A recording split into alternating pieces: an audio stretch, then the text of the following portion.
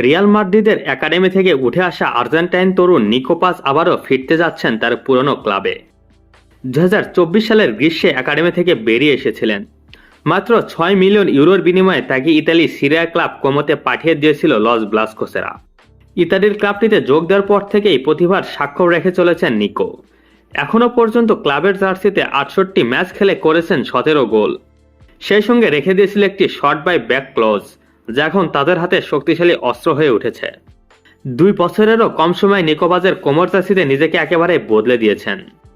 2 বছরেরও কম সময়ে Nico Paz কোমর জার্সিতে নিজেকে একেবারেই বদলে দিয়েছেন। সিরিয়াতে এখনও পর্যন্ত প্রায় 68 ম্যাচ খেলে তিনি গোল করেছেন 17টি। সাম্প্রতিক মৌসুমে একা 10 গোল ও 6টি অ্যাসিস্ট করেছেন। কোমর অ্যাটাকিং মিডফিল্ডে তিনি এখন অপরিহার্য।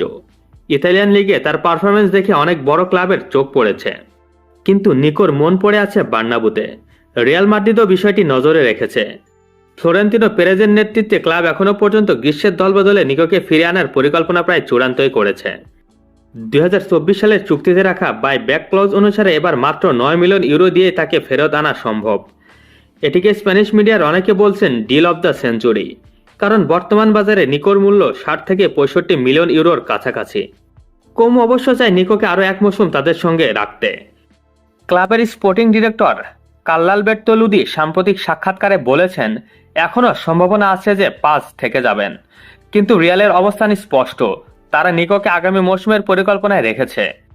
খেলোয়াড় নিজে যদি রিয়ালে ফিরতে না চান তাহলে সমস্যা হতে পারে, কিন্তু সেই সম্ভাবনা খুবই কম। গত গ্রীষ্মে টটেনহামের 70 মিলিয়ন ইউরোর প্রস্তাব ফিরিয়ে দিয়েছিলেন নিকো, শুধুমাত্র মাদ্রিদে ফেরার স্বপ্নে।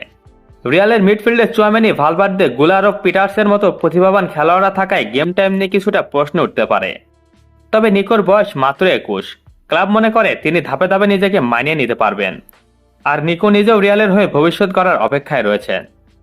সবকিছু ঠিকঠাক থাকলে গ্রীষ্মে 9 মিলিয়ন ইউরোর বাইব্যাক ক্লজ সক্রিয় করে নিকো পাসকে বার্নাবুতে ফিরে আনবে রিয়াল মাদ্রিদ।